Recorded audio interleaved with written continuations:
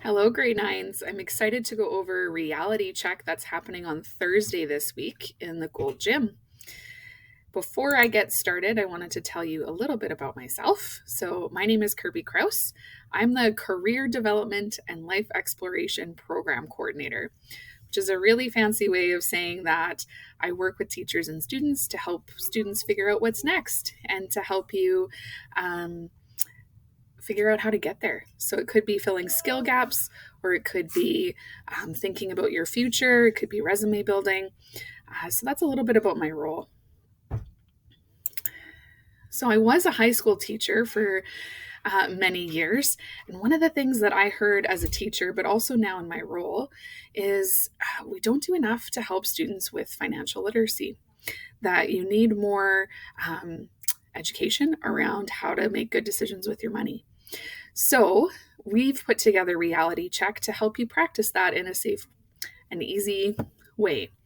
So Reality Check is a budgeting simulation for grade 9 students.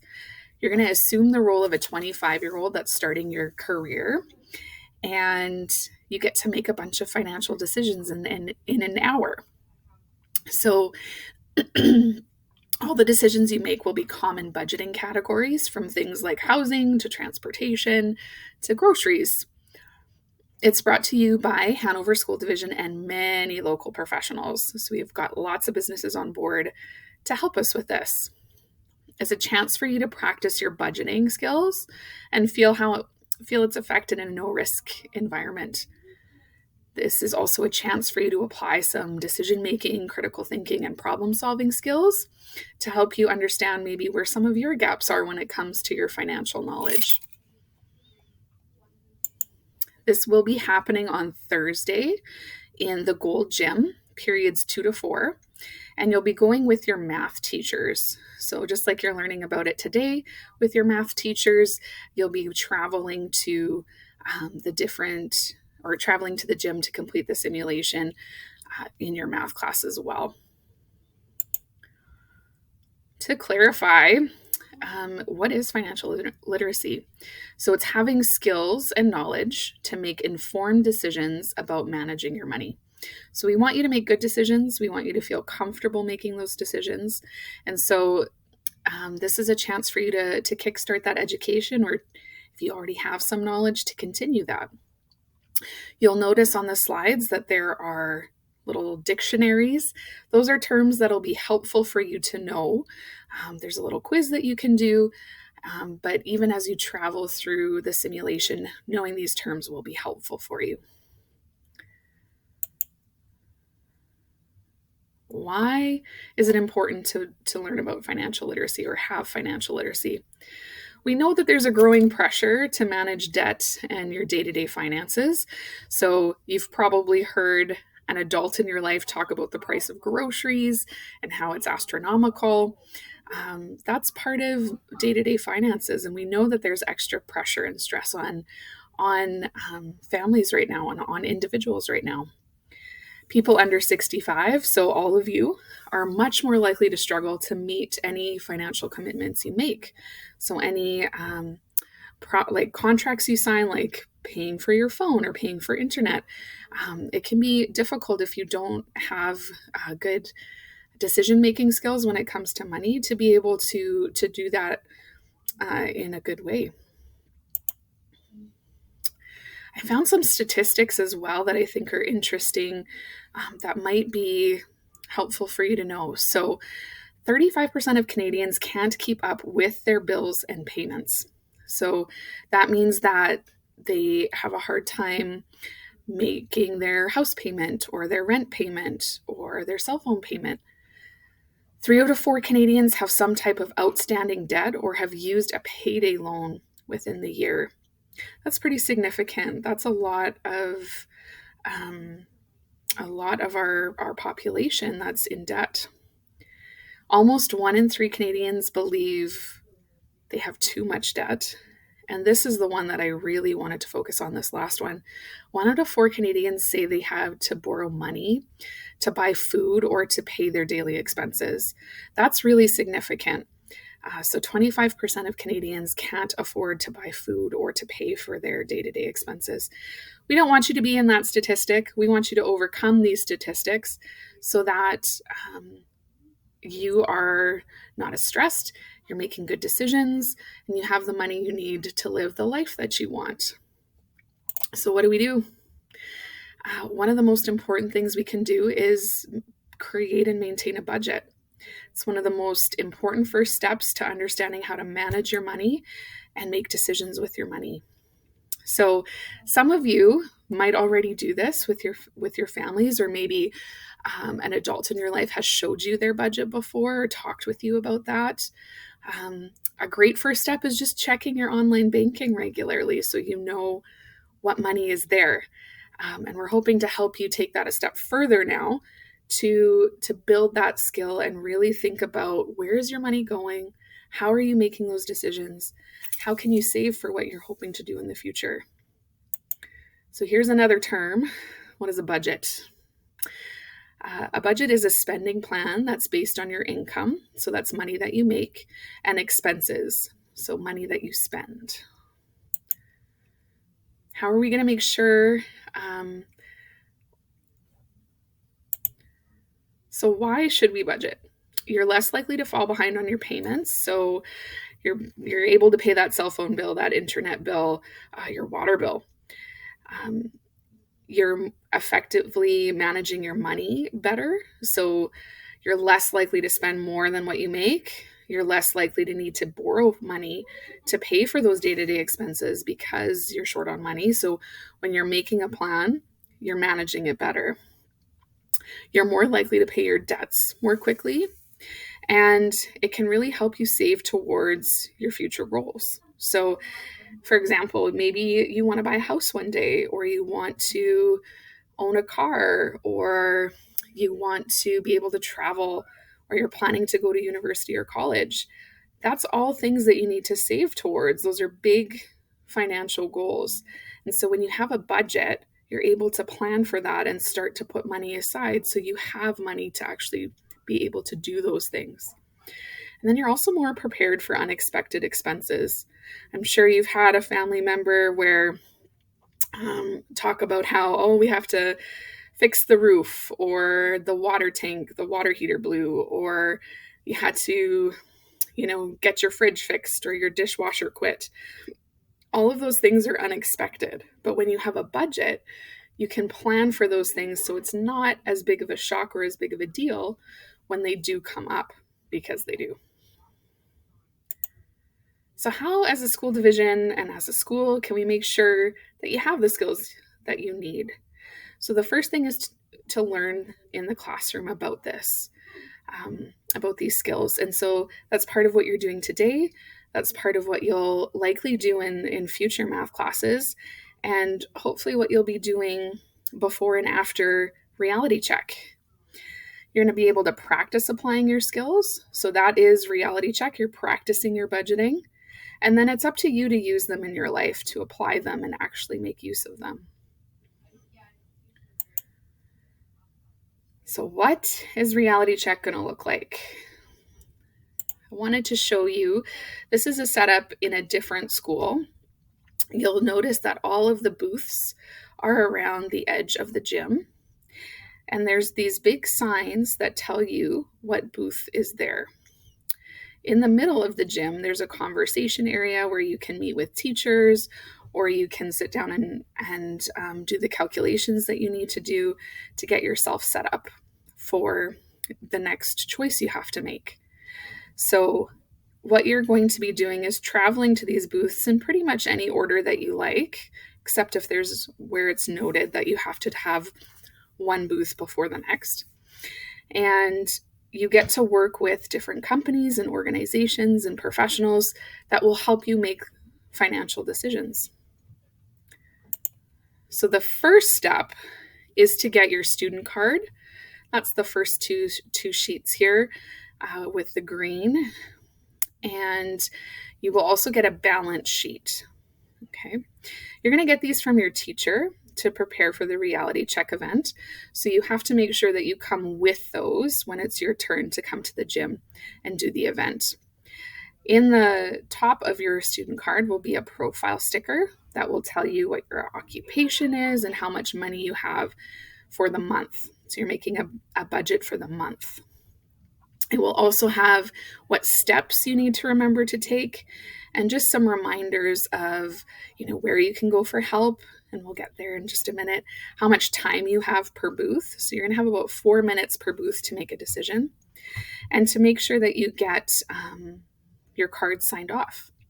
On the back of your student card will be all the booths that you need to travel to, where you're tracking down what decisions you made, and you're getting a professional at that booth to sign it for you to show that you've been to those booths. You may have to go and revisit booths to make different decisions if you're starting to run out of money, and that's normal and expected in this event, that you will likely have to change some of the decisions you made throughout your time in the gym. You'll have a second sheet, a balance sheet, for your checking and savings account, and that's where you're going to track the money you've earned and spent. Okay, and it'll tell you how much money you have left for the month. Any professional at any organization can help you work through this. You will also be able to talk with your teacher or even myself if you're having some trouble figuring out how to fill out that information. So you're going to have 2 sheets. One is going to be your student card, where you track what booths you've been to and what decisions you've made. One is going to be your balance sheet, where you're keeping track of how much money you have already spent or earned, and so you're aware of where your finances are at. In that top corner will be your profile. It will look something like this. It will tell you what your occupation is. So I'll give you a list of occupations here. There's about 31 to choose from, all jobs that we would commonly see in the Hanover area. Things ranging from accountant to waitress to office manager to an early childhood educator. And they all have very different salaries, monthly pay that they take home. So it's up to your teacher if you get to choose or if it's going to be a random profile. It doesn't have to be a job that you're actually thinking of doing. The idea is that you're getting some practice actually making that budget. So on your profile sticker will be that occupation. So what job you have for the month. It will tell you how much money you're making in the year. So annual salary is how much you make in the year.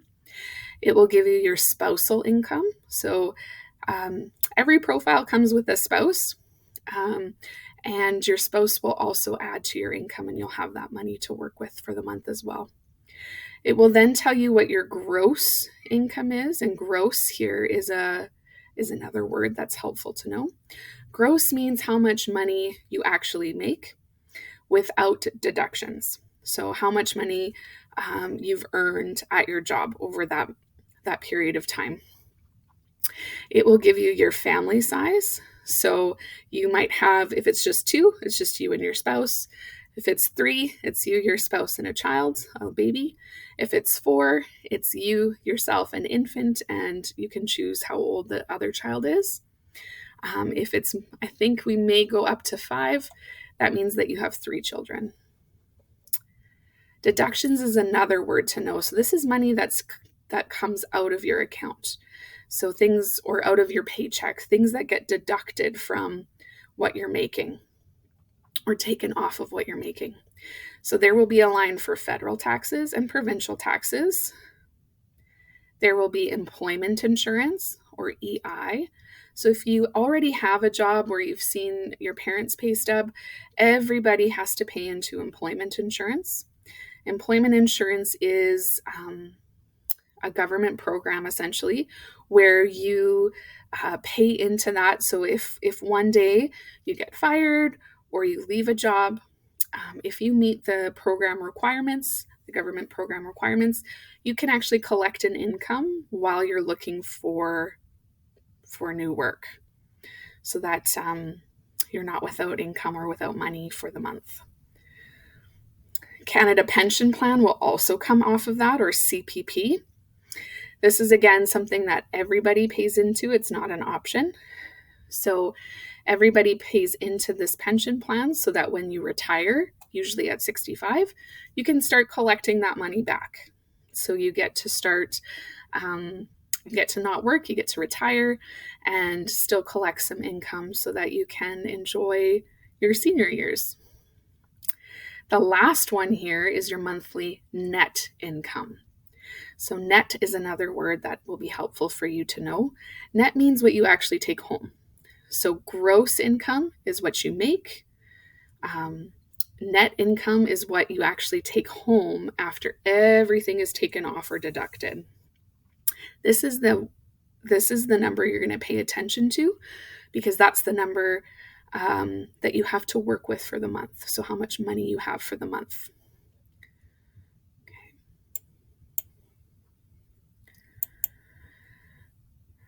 So your balance sheet is going to look similar to a check register. A check register is a small booklet that you get from a bank to help you track what you spend and what you earn. All right. So in the transaction description, we can skip these parts here. The transaction description, that's where you're going to put your budgeting category. Okay. So if it's your income, so you can start with that at the top, you'll put income. And then you're going to put it not in the payment or withdrawal, but in the deposit and credit, because that's money that you're getting. So a deposit or a credit is when you're adding money to your account, and you're going to document it here. Okay. Your balance, this is where you do your math calculations, and that's what's going to keep showing you what you have for the month as you go on. The other transaction descriptions as you go along will be your other budgeting categories. So every time you visit a booth, you can write down that booth name. And if you spent money, that's a debit or a withdrawal. So money that you're taking out of your account or spending. And then calculating the balance. Okay, so you're always totaling how much you have left here. You're actually going to get your student card and be able to put in that starting income right at the top. And that will help you get set up for the event before you come. So you can take a minute to hand out the student cards and the balance sheets, and they can record their starting amount on their balance sheet now. So you can write income, how much your income is, and what the total balance is. So take a minute to do that now.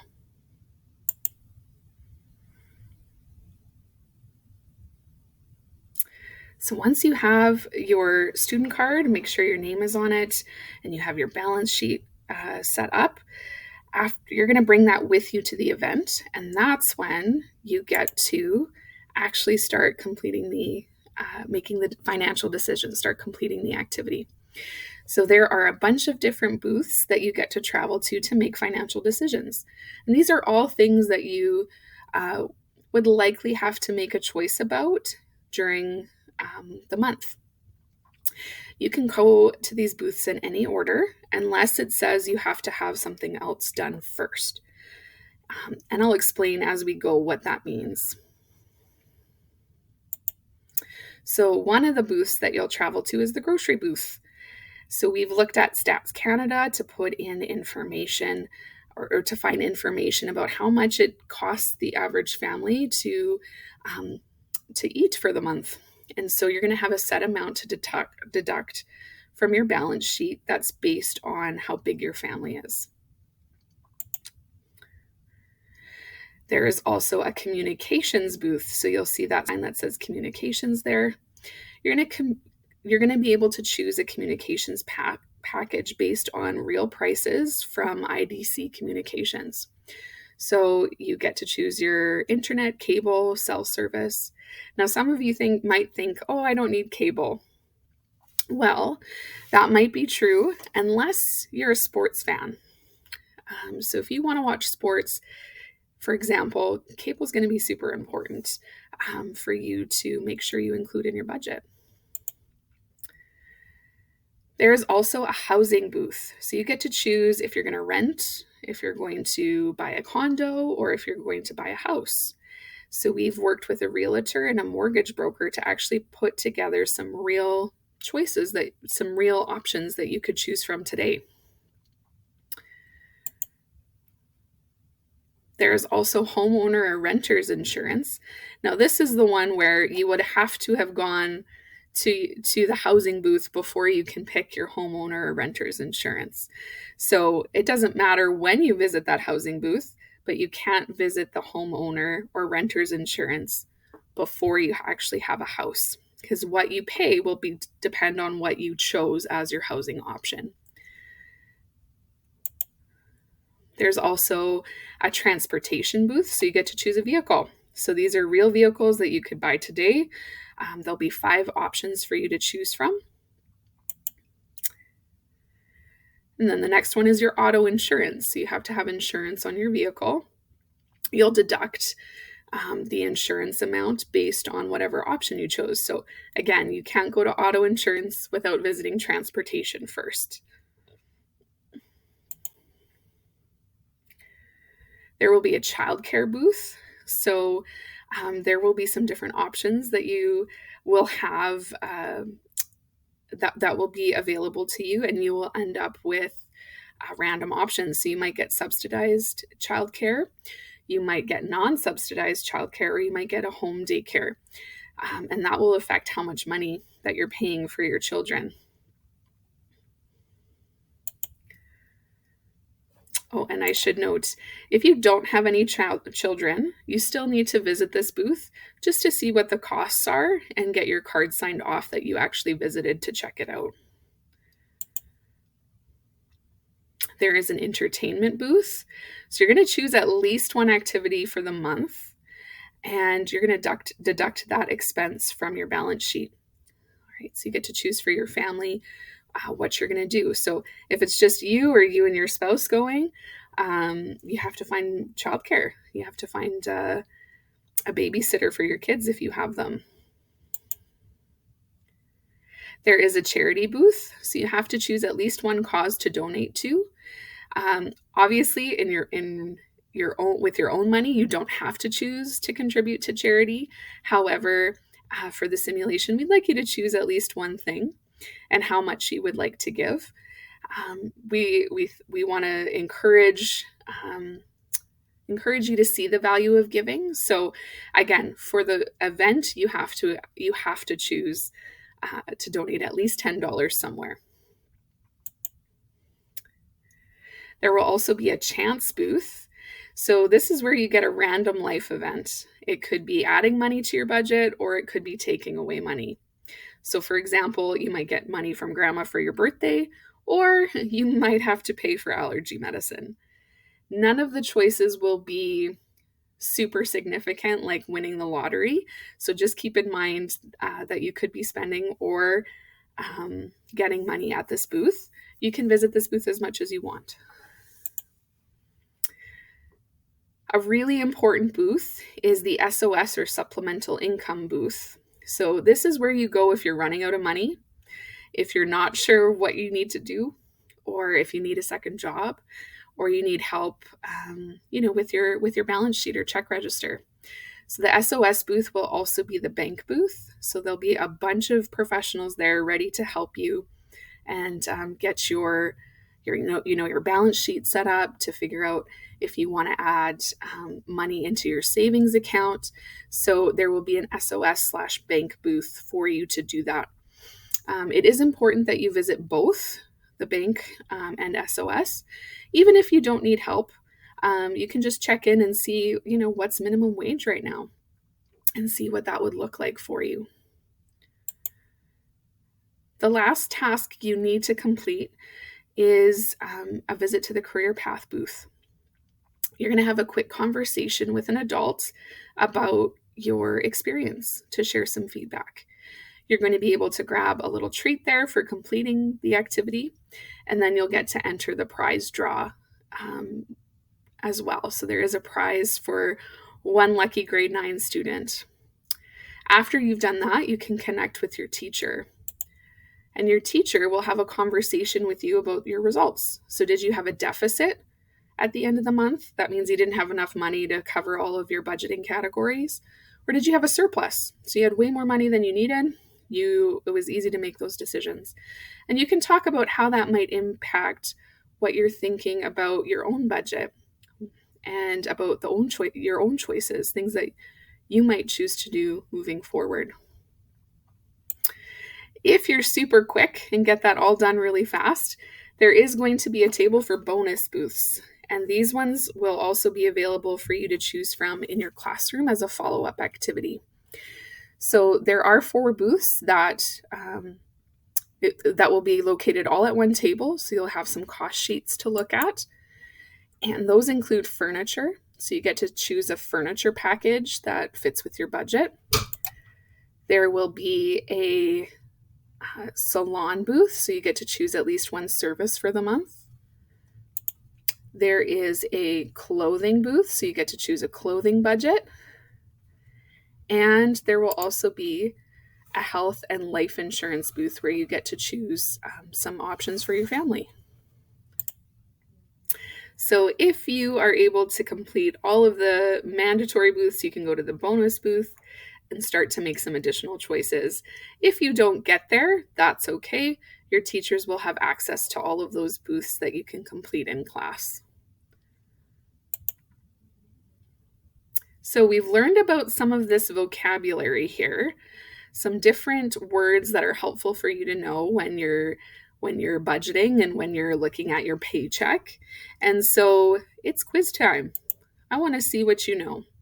So you can scan this QR code, or you can go to bit.ly/realitycheckevent24 and complete the quiz. So I'm going to pause here, or pause the video here, and then you can complete that task now. So once you've completed that quiz, let's do a think, pair, share.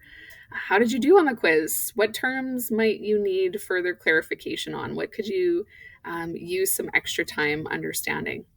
I'll let the teacher complete that activity with you now, and then we'll go into what to bring to the event. So now that you've had a chance to discuss those terms and understand them a little bit more, let's talk about what to bring. So this isn't a mental math activity, so you can bring a calculator with you to help you with completing the balance sheet or the check register. Bringing in a pencil and an eraser will also be helpful so that you can make changes as you go. You're going to be making financial decisions in an hour, so not an hour and a half, an hour. So you need to be prepared to do some problem solving. You will also, it will also be helpful if you have a great attitude. This is supposed to be fun. So we hope that it is that for you. And we hope that you take some learning away with you. The other thing I really wanted to highlight was social skills. So I used to be a high school teacher. I know how awesome high school students can be. You can be so kind and funny and helpful. And so we want to make sure that this experience is positive for you, but also for all the volunteers that are attending. And so if you can bring your best version of yourself to the event, that would be awesome. It's going to be really important for maintaining relationships with all these companies and professionals that are coming to support you and to help you learn.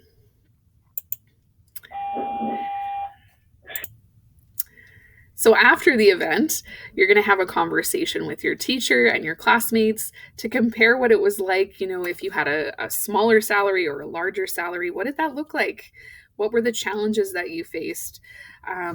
Or what made it easier for you if you had a bigger budget? Why was that easier? Make sure that you are engaging in that conversation with your teacher. They're going to send me some feedback.